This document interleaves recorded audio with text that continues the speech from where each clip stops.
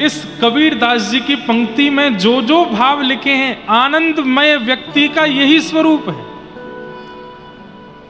Mercedes में घूमने वाला, बड़ी बड़ी गाड़ियों में बैठने वाला, 5 स्टार 7 स्टार होटल में रहने वाला, महंगे वाले वस्त्र जूते पहनने वाला, महंगा वाला चश्मा पहनने वाला, महंगे वाले फोन यूज करने वाला, वो व्यक्ति आनंदमयी व्यक्ति नहीं है, वो सुखमय व्यक्ति है।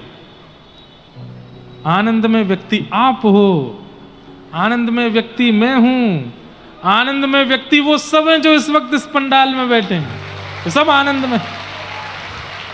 देखो, बहुत महंगे वाले सोफा पे नहीं बैठे हो, जमीन पे बैठे हो, कूलर में बैठे हो, ऊपर से पंखा चल रहा है, फुव्वारे चल रहे हैं। 4 बजे कथा का समय, 2-2 बजे से 3-3 बजे से 1-1 बजे से लोग आकर के बैठे हैं। इतनी गर्मी में, धूप ताप, परिवार से दूर आकर के यहाँ कथा श्रवण कर रहे हैं। जहां जगह मिल रही है यहां खड़े होकर सुन रहे हैं, वहां खड़े होकर सुन रहे हैं। क्यों? ये सुख नहीं हो सकता, ये आनंद है। सुख का मतलब क्या? जो किसी वस्तु से प्राप्त हो और एक सीमित अवस्था के बाद घटने लग जाए, उसको सुख कहते हैं। आगरा के पेठा बड़े प्रसिद्ध हैं? और प्रसिद्ध हो भी क्यों नहीं, है ही इतने अच्छे।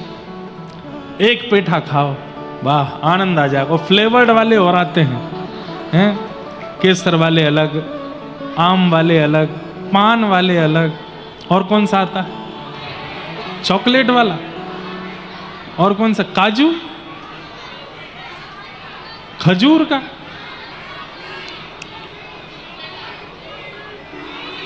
अंगूरी, वाह, खवैयों भैया, एक आध दिला तो खवैयों। और जो सबसे बढ़िया वाला हो वही खवैयों। लेकिन वो भले ही पूरे विश्व में प्रसिद्ध है, आगरा का पेठा, लेकिन एक सेवन करोगे, 2 सेवन करोगे, तीसरा सेवन करने के बाद वो सुख नहीं मिलेगा जो पहले में मिला। और चौथा आते आते तो महाराज पूरा सुख ही खत्म हो जाएगा। 5वां अगर किसी ने दिया तो आप क्या कहो? रतलामी भुजिया दो अब तो। अब तो भाई मोह मीठो है गो, शरीर में खून नए दौड़ रहा है, मीठो ही मीठो चाशनी दौड़ रही है। चौथा पेढ़ा आने के बाद सुख घट जाता है। संसार की हर वस्तु को उठा के देख लीजिए, सीमा से अति उसका भोग करने पर वह सुख देना बंद कर देती है। लेकिन ठाकुर जी जितनी सीमा सोच के रखी है ना, असली आनंद तो वाके बाद में आवे। जैसे मान लो 4 बजे से 7:30 बजे तक, 8 बजे तक कथा हो, लेकिन जादना कथा 9 बजे तक होगी ना, वादना ज्यादा आनंद आवेगो। जादना कथा 10 बजे तक हो, वादना और ज्यादा आनंद आवेगो। समय से, सीमा से अतिरिक्त, सीमा से ज्यादा। गिरिराज जी की परिक्रमा आप में से कितने लोगों ने लगाई? हाथ ऊपर करो। कोई अभागो ही होगो जो यहां बैठ के गिरिराज जी नहीं गए हो, सब गए। बोल गिरिराज धरणे। एक अपनो निज अनुभव बताऊं। मुकुट मुखार बिंद से परिक्रमा प्रारंभ करो, जतिपुरा तक, बड़ी परिक्रमा तक तो खूब आनंद आवे, और जैसे ही छोटी परिक्रमा में प्रवेश करें तो धीमे धीमे यूं लगे गिरिराज बाबा बहुत बड़े है गए हो, नेक छोटे है जाओ। अरे नेक तो दया करो। वो भी ऐसे जेठ के महीना में, ऐसी भयंकर गर्मी में तो और ज्यादा यूं लगे, हे गिरिराज बाबा नेक जल्दी हो। साइकिल वाले परम सुखी लगने लगते हैं, बाइक वाले महासुखी लगने लगते हैं, रिक्शा वाले, और उसमें भी एक रिक्शा चले वहां में तो लेट के चले कई लोग, वो तो यूं लगे कि इंद्र सुख का अनुभव कर रहे हैं। लेकिन सुनो, जैसे तैसे करके राम राम करते, कभी वो चल रही है, पाम में छाले पड़ गए, जैसे ही मुकुट मुखार बिंद आता है, मतलब जहां से परिक्रमा प्रारंभ करी, सही बताइयो, जैसे ही मुकुट मुखार बिंद दिखता है, वो 100 कदम 150 कदम बिल्कुल पीड़ा नहीं होती। सीमा के बिल्कुल समीप आने के बाद तो सुख आना प्रारंभ होता है, आनंद आना प्रारंभ होता है। इसलिए ठाकुर जी सुख स्वरूप नहीं है, सुख निधान नहीं है, आनंद निधान है। क्यों? जितनी सीमा सोच के रखी, उसके जब आगे बढ़ोगे तभी उनका सुख मिलेगा, तभी उनका आनंद मिलेगा। अच्छा, ये तो रही परिक्रमा की बात। माला आप निश्चित कर लो, 8 माला करनी है, 12 माला करनी है, 16 माला करनी है, जितनी भी आप करते हो। और वो भले चलाए जो एक ही करते हैं, उनका तो क्या ही कहें। लेकिन जो एक नियमित माला करते हैं, जब अंतिम माला चल रही होती है, जैसे 16 माला है, तो 15 माला तक तो लगता है अभी 12 भई हैं, अभी 13 भई हैं, अभी 14 भई। ऐसा होना नहीं चाहिए। माला तो अनंत चलती रहनी चाहिए, उसमें गिनती नहीं। पर एक बात बता रहा हूं जो व्यवहारिक स्वरूप है, 15वीं माला के बाद जब 16वीं माला आती है ना, अंतिम माला, वो इतनी जल्दी पूरी होती है, उसमें पता ही नहीं चलता कि श्रम हुआ। और जैसी पूरी होती है, आंखों से लगा के आहा, आनंद का अनुभव होता है। अगर आप उसके बाद एक माला और कर लोगे ना, आपको ठाकुर जी का अनुभव होने लग जाएगा। सीमा से परे, सीमा से उठ करके सीमा से आगे जब जाते हैं, तब आध्यात्म में आनंद का अनुभव होता है। कहने का अभिप्राय, मुकुट मुखार बिंद से परिक्रमा प्रारंभ करके और महाराज 6 घंटा में जब मुकुट मुखार बिंद आ जाओ, तो एक बार परिक्रमा मार्ग की ओर देख करके बोलो फिरते लगा लूंगा, और वहां में 5 कदम चल के देख लियो, आपको ठाकुर जी का अनुभव होने लग जाएगा। 10 कदम चल के देख लियो, अनुभव होने लग जाएगा। सीमा से ऊपर उठने के बाद यहां आनंद आता है। इसलिए ठाकुर जी आनंद है। जो सीमा में है, सीमित है, वो सुख है। और जो सीमा से ऊपर उठा करके सुख का पारावार देता है, वही आनंद स्वरूप भगवान है। बोलो सच्चिदानंद भगवान की। 3 रूप हैं भगवान के, सत्य, चैतन्य और आनंद। ये भगवान के 3 रूप हैं। भगवान के 3 कर्म हैं, विश्वोत्पत्त्यादि हेतवे, विश्व की उत्पत्ति करना, पालन करना और संहार करना। तापत्रय विनाशाय, 3 प्रकार के तापों का नाश करने वाले श्री कृष्णाय वयं नमः। ऐसे श्री कृष्ण को हम बारंबार प्रणाम करते हैं, बारंबार वंदन करते हैं। भागवत जी के महात्म की कथा हम लोग सुन लें, बड़े भाव से सब लोग थोड़ी देर विराजे रहें। 88,000 सौनकादि ऋषि सूत जी महाराज से प्रश्न करते हैं, भगवान इस कलिकाल में अपने कल्याण का साधन क्या है? बंधुओं, सब लोग इधर देखिए, ध्यान से सुनिए।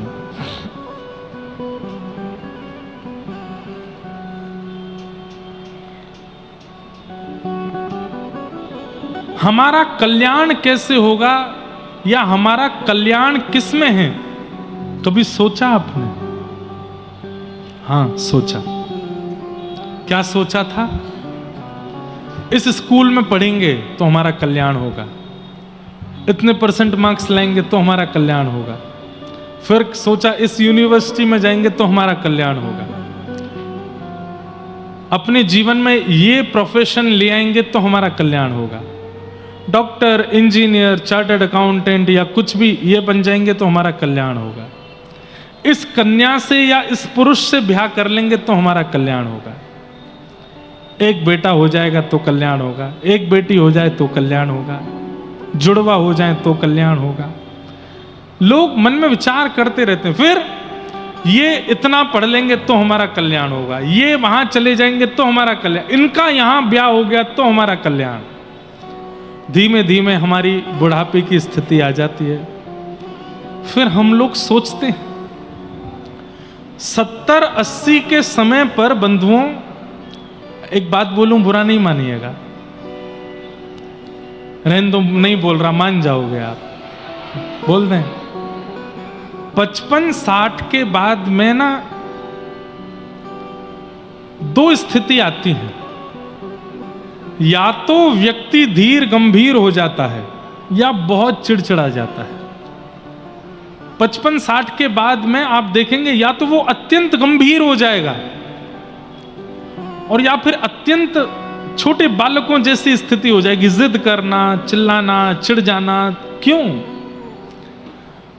उस उम्र में आकर के हम सोचते हैं, हमने क्या सोचा था कि ये हो जाएगा तो कल्याण होगा, ये हो जाएगा तो बढ़िया होगा, ये सब हो गया, लेकिन बढ़िया फिर भी कुछ नहीं होगा। बढ़िया फिर भी कुछ नहीं हुआ।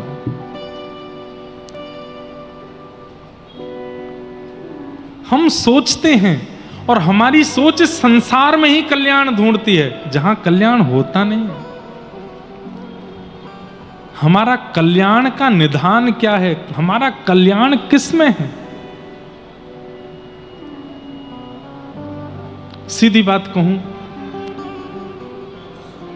हरि जपते जपते जपते, श्री राधा जपते जपते जपते, श्री कृष्ण जपते जपते जपते, श्री राम जपते जपते जपते, उनको पुकारते पुकारते पुकारते एक समय ऐसा आवे कि वे हमें पुकारने लग जाएं, तो समझो हमारा कल्याण है। अब हमारा कल्याण। आप कहोगे महाराज जी लटके झटके वाली बात बोल दी, ताली वाली बात बोल दी, लेकिन इसमें कोई लॉजिक नहीं है। क्यों नहीं है? मेरा सुमिरन हरि करे, मैं पावा विश्राम। हमारा कल्याण किसमें? कि उन्हें पता चल जाए कि मैं कौन हूं, उन्हें पता चल जाए कि मैं उनका प्रेमी हूं, उन्हें पता चल जाए कि मैं उन्हें प्राप्त करना चाहता हूं, उन्हें पता चल जाए कि मेरे जीवन का उद्देश्य केवल वे हैं। यही मेरा कल्याण है। सब लोग इधर देखो, यहां देखो, कथा सुनो। उन्हें पता नहीं है अभी। कभी कभी मैं सोचता हूं, इतना विशाल संसार, इतना वृहद संसार, इस वृहद संसार में, विशाल संसार में ठाकुर जी को पता भी होगा कि मैं कौन हूं या आप कौन हो? चींटी के पग नूपुर बांधे तो भी साहिब सुनता है, कहते तो हैं, पर ठाकुर जी को कैसे सुनाई देता होगा? अभी हम नेपाल गए थे मुक्तिनाथ, तो जब आप पोखरा से मुस्तैंग की ओर जाओगे, जहां मुक्तिनाथ हैं, 4 घरों के गांव पड़ेंगे, फिर 6 घरों के गांव पड़ेंगे, 7-8 घरों के गांव पड़ेंगे, फिर किलोमीटरों तक कुछ भी नहीं है। ऐसा लगता है इतने दूर हिमालय की पर्वतों के बीच में छोटे छोटे गांव में भी लोग रहते हैं और भगवान उनको भी सुनते होंगे। ऐसे ऐसे कीड़े मकोड़े हैं जो कभी कभी दिखते हैं, उनकी भी ठाकुर जी सुनते होंगे। मछली के ऐसे कितने जीव हैं जिनको रिसर्च नहीं कर पाए आज तक हम लोग, उनको भी ठाकुर जी सुनते होंगे। ठाकुर जी को कहां पता होगा कि मैं कौन हूं, कहां हूं, क्या हूं? लेकिन ऐसी स्थिति में भी, इतने भरपूर संसार में भी मेरी पुकार उनके कान तक पहुंच जाए और वो देखने लगे कि अरे मुझे कोई पुकार रहा है, यही मेरा कल्याण है। कि वो पहचान जाए कि मैं हूं। तुलसीदास जी को पहचान गए थे राम जी, मीराबाई को पहचान गए थे राम जी, सक्कू बाई को, नामदेव को, जना बाई को, करमेती बाई को, कर्मा बाई को, इनको पहचान गए थे ठाकुर जी। हमें नहीं पहचान पाए अभी तक, हमारी आवाज पहुंच ही नहीं पाई है उन तक। मेरा कल्याण किसमें है? कि हरि को पता लगे कि मैं कौन हूं, वो बस मुझे पहचान जाए, इसी में मेरा कल्याण है।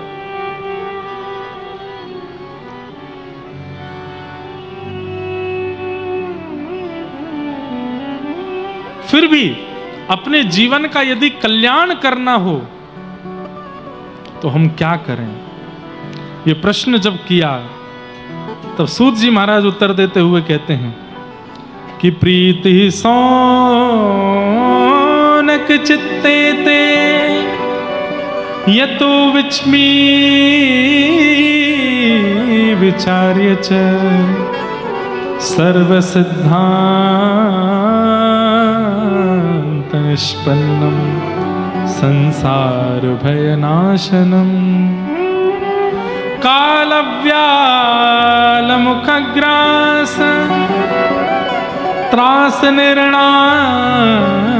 हेतवे श्रीमद्भागवतं शास्त्रम् कलौ कीरेण भाषितम्।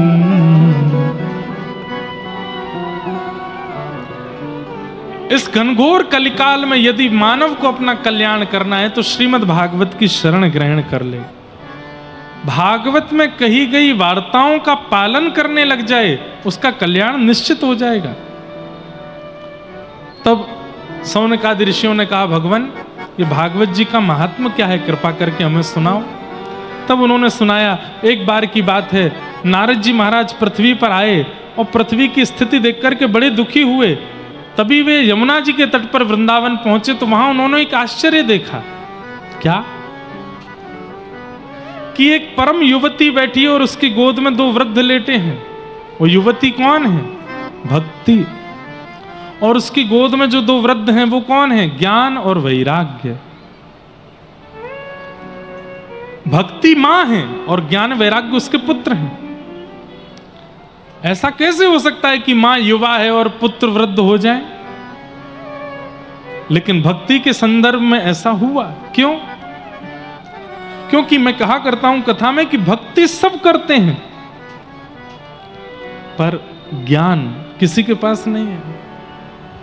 भक्ति सब करते हैं पर वैराग्य किसी के पास नहीं है। इसलिए भक्ति युवा है संसार में और ज्ञान वैराग्य वृद्ध है। आपके घर कोई मेहमान आता है तो आप क्या करते हो? माथे पर तिलक लगाते हो, उसके बाद चावल लगाते हो। क्यों? क्यों लगाते हैं हम लोग अक्षत? पता नहीं, बस रिचुअल है, सब करते आए तो हम भी कर रहे हैं। भक्ति तो है, नियम पालन तो है, पर ज्ञान नहीं है। अक्षत मस्तक पर लगाने से जिसके हमने अक्षत लगाया है वो अक्षय होता है। उसकी आयु हो, उसकी बुद्धि हो, उसका व्यवहार हो, उसके विचार हो, वो अक्षय हो जाते हैं। अक्षय मतलब जिसका कभी नाश नहीं होता, उसको अक्षय कहते हैं। इसलिए अक्षत लगाने की भावना है। माथे पे क्यों लगाते हैं चंदन? नाक पे क्यों नहीं लगाते? गाल पे क्यों नहीं लगाते? गले पे क्यों नहीं लगाते? और कहीं क्यों नहीं लगाते? माथे पे ही क्यों लगाते हैं? बोले भैया तुम्हारे पास भले ही सुंदर नेत्र हो, भले ही अच्छे हाथ हो, भले ही अच्छे पैर हो, भले ही अच्छा शरीर हो, ये बढ़िया नहीं होगा तो सब बेकार है। इसलिए हम आपकी बुद्धि को प्रणाम करते हैं। इसलिए मस्तक पर ये सदा योग्य बनी रहे, इसलिए बिल्कुल मध्य के केंद्र बिंदु में तिलक लगाया जाता है, चंदन लगाया जाता है। और भी कई भाव हैं इसके। पर हम आप सब लोग भक्त तो हैं, ज्ञानी नहीं है। पता कुछ भी नहीं है हमको। सोमवार के दिन महादेव को पूजना है, मंगलवार के दिन हनुमान जी को पूजना है। क्यों? मंगलवार के दिन शंकर जी एब्सेंट हैं, सोमवार के दिन हनुमान जी एब्सेंट हैं। भक्ति तो है पर ज्ञान नहीं है। निज मन मुकुर सुधार, श्री गुरु चरण, बोलो निज मन मुकुर। इसका अर्थ मंच पे आके बता दीजिए मुझे, क्या है? नहीं जानते। जानते होंगे, ऐसा नहीं है कि मैं सबको बोल रहा हूं, पर अधिकतर लोगों को नहीं पता हो। भक्त तो हैं पर ज्ञानी नहीं है। ऐसे ही भक्ति तो है पर वैराग्य नहीं है। इसीलिए भक्ति महारानी युवा है और ज्ञान वैराग्य दोनों वृद्ध पड़े। क्या करें? ज्ञान कितना होना चाहिए? ध्यान से सुनिए, कितना ज्ञान आवश्यक है? कम से कम इतना कि अपने जीवन में आने वाली परिस्थितियों को आप रो करके पीछे मुड़ करके पीठ दिखा करके भागो नहीं। इतना ज्ञान होना चाहिए कि जीवन में आने वाली परिस्थिति से डट करके लड़ सको, सामना कर सको। उस समय विवेक बुद्धि प्रकट करके क्या करना है क्या नहीं करना निर्णय करके वहां से निकल सको। इतना ज्ञान होना चाहिए। और दूसरा वैराग्य। वैराग्य कितना होना चाहिए? वैराग्य ऐसा होना चाहिए कि कोई भी वस्तु व्यसन के रूप में आपके जीवन में ना लग जाए। कभी भी किसी को भी छोड़ सकते हो, किसी के भरोसे नहीं जी रहे हो। आजकल सबसे बड़ा एडिक्शन तो या को भयो है। व्यक्ति को भोजन मत दो, जल मत दो। एक समय मुझे लगता है श्वास के बिना भी रह लेगा, इसके बिना नहीं रह पाएगा। अभी हम मुक्तिनाथ गए थे, वहां ऑक्सीजन लेवल 30%, 35%, ज्यादा श्वास नहीं है। वहां भी व्यक्ति जी रहा है। हमने कहा ऑक्सीजन मंगवा दें? हाँ, रखवा दीजिए कमरे में। कंबल भिजवा दें? भिजवा दीजिए। कपूर भिजवा दें? सूंघ लेना भिजवा दो। चलो भिजवाते हैं। वो सब बाद में। नेपाल की एक सिम भिजवाओ, फोन नहीं चल रहा हमारा, नेटवर्क आने चाहिए इसमें, क्योंकि इसके नेटवर्क के बिना हम जीवित नहीं रह पा रहे। वैराग्य का मतलब पत्नी छोड़ दो, बच्चे छोड़ दो, घर छोड़ दो, परिवार छोड़ दो, सब छोड़ करके निकल जाओ, नहीं। वैराग्य का मतलब किसी में भी आप राग नहीं हो, किसी में भी आपका राग ना हो, किसी के भी आप आसक्तु नहीं हो, हर परिस्थिति में रह सकते हो, किसी के भरोसे आपका जीवन नहीं है, उसको वैराग्य कहते हैं। और ये गृहस्थाश्रमी भी हो सकता है, मैं भी हो सकता हूं, आप भी हो सकते हो। अन्न ना मिले तो फल पर रह लूंगा, फल ना मिले तो जल पर रह लूंगा, जल भी ना मिले वायु पर रह लूंगा। वैसे ये परिस्थिति आवेगी नहीं, रहे तो लोग हैं सब। पर कहने का अभिप्राय, मैं बहुत ज्यादा अंदर नहीं जा रहा हूं इस बात के, आप सब बड़े ध्यानपूर्वक सुनने वाले श्रोता हैं, सब समझ रहे हैं। किसी के आसक्तु ना रहना, किसी के राग में ना रहना, वैराग्य में रहना, इसी को वैराग्य कहते हैं।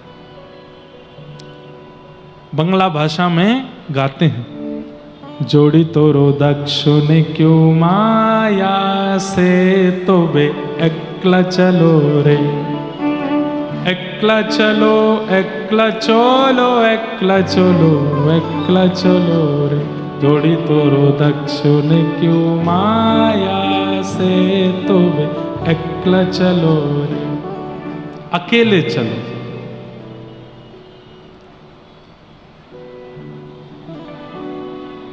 अकेले चलो, क्योंकि आप अकेले ही हो इस संसार में, कोई आपका नहीं है, अकेले ही हो। इसलिए किसी के भरोसे अपना जीवन मत जिए। ये नहीं मिलेगा तो मैं तो जी नहीं पाऊंगा, ये नहीं होगा तो मैं तो रह नहीं पाऊंगा, ये नहीं मिलेगा तो। अब ऐसी ऐसी चीजों के भरोसे लोग रहने लग गए कि हम आपको क्या बताएं। कई लोग ऐसे, वो आलू के बिना नहीं रह सकते, उनको रोज आलू चाहिए। हमारे मथुरा और आगरा के तो विशेष रूप के हमारे ऐसे भाई लोग हैं, आलू की सब्जी के बिना जीवन नहीं चल सकता। मथुरा के ऐसे ऐसे हमारे प्रेमी भाई लोग हैं, ब्रजवासी हैं, कचौड़ी तो रोज चाहिए। बताओ, उसके भरोसे जी रहे हैं। एकादशी के दिन व्रत वाली कचौड़ी बनती है, उस दिन भी कचौड़ी चाहिए। रबड़ी पे जी रहे हैं, रबड़ी के बिना शुगर आ रही है 500, रबड़ी तो जाएगी। अरे महाराज जी, क्या ज्यादा से ज्यादा मरेंगे तो सही, रबड़ी मुंह में होनी चाहिए। ये तो मैं एक ऐसी बात कर रहा हूं जो हमारे मथुरा वृंदावन की प्रसिद्धि है। पेड़ा, पेड़ा के बिना नहीं रह रहे हैं। व्यसनों में तंबाकू आ गया है, सिगरेट आ गई है, बीड़ी आ गई है, उसके बिना नहीं जी पाते हैं। एक बार एक व्यक्ति जैसे बिना ऑक्सीजन के तड़पता है, ऐसे तड़प रहा था। क्यों तड़प रहा है? बोले इसको धुआं उड़ाना है, और घर वालों ने सारे वो फेंक दिए बाहर, इसलिए तड़प रहा है। ये सब भी वो बातें हैं जो मैं आपके सामने कह सकता हूं, लेकिन हमारे जीवन में ऐसे कई विषय हैं जिनको हमने अपने जीवन का आधार मान लिया है, उनके बिना हम रह नहीं पाते, इसलिए हम कभी वैरागी नहीं बन पाते। अपने आप को ऐसा बनाओ कि केवल हरि के बिना ना रह सको, बाकी सब के बिना आपका जीवन चल सके, ऐसा बनाओ। वो वैरागी है। हरि नाम नहीं तो जीना क्या, हरि नाम नहीं तो जीना क्या, हरि नाम नहीं तो जीना क्या, हरि नाम नहीं तो जीना क्या, प्रभु नाम नहीं तो जीना क्या, हरि